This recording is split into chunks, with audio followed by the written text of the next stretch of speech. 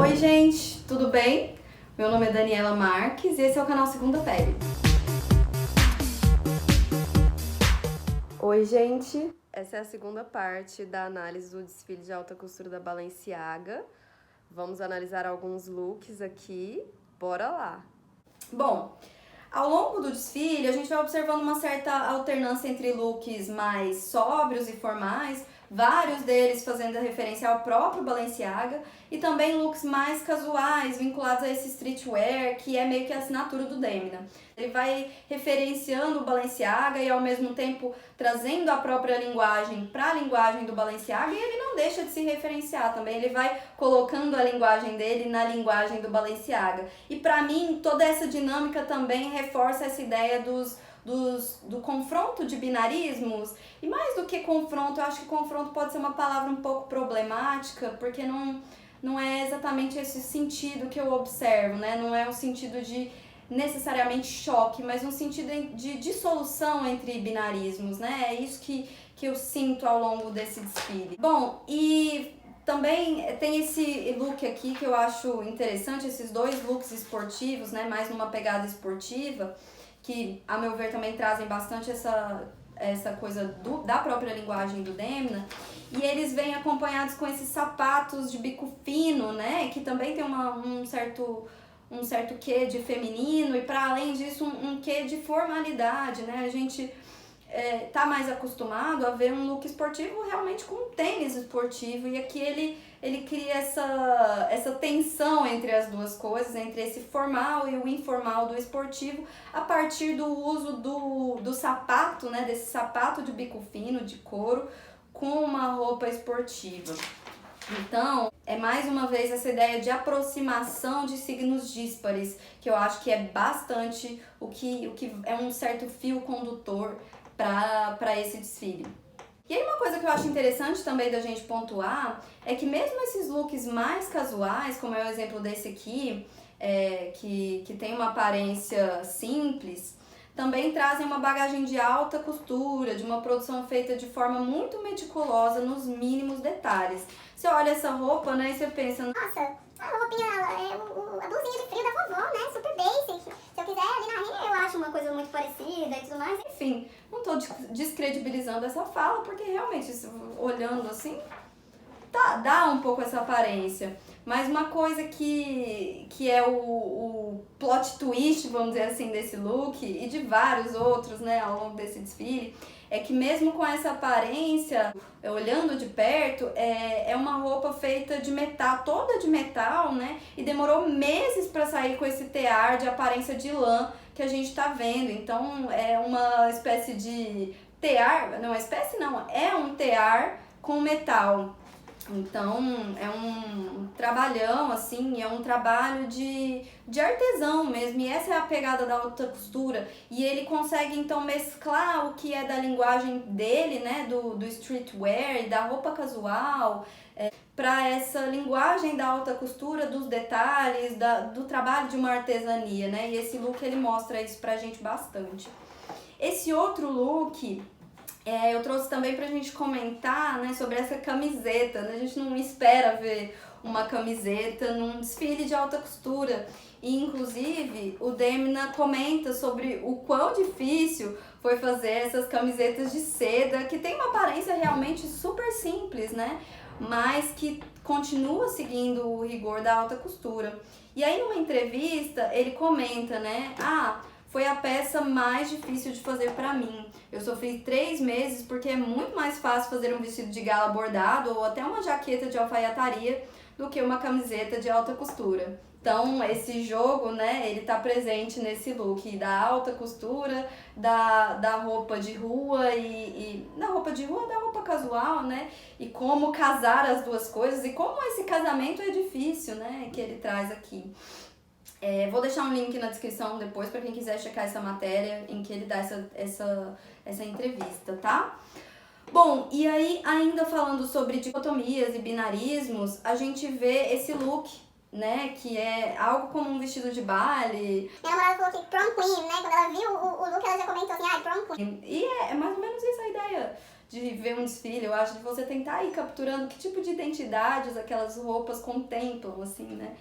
Mas enfim, esse vestido é ornado com uns Swarovskis, mas cheios de detalhes, emulando uma espécie de efeito mal acabado ou ainda destruído pelo tempo.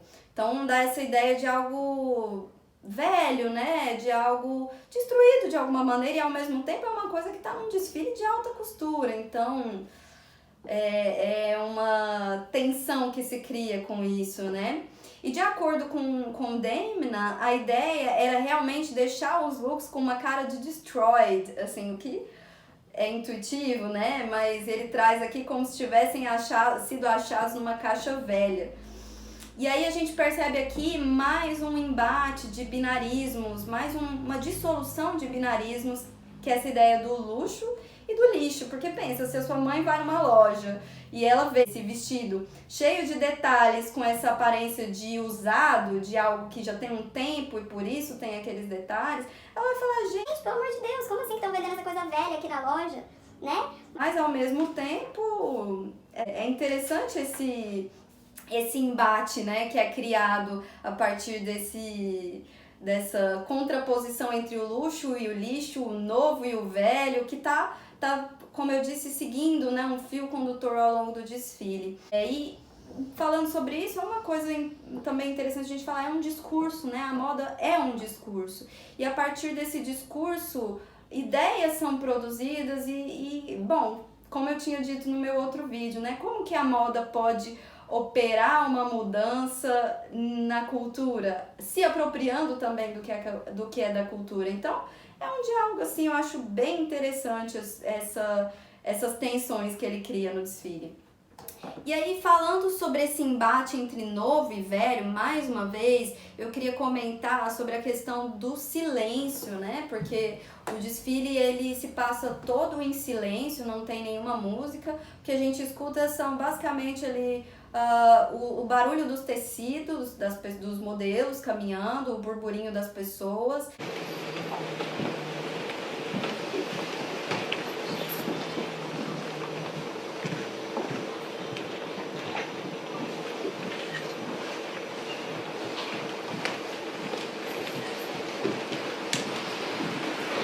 Uma coisa que é importante pontuar é que esse silêncio, ele remonta aos desfiles, né, antigos, do tempo do Balenciaga, que realmente eram feitos em silêncio. E tem uma outra coisa também sobre essa dicotomia que eu acho interessante, que é o fato de, por estar em silêncio o desfile, a gente está sempre ouvindo o barulho das notificações de celular.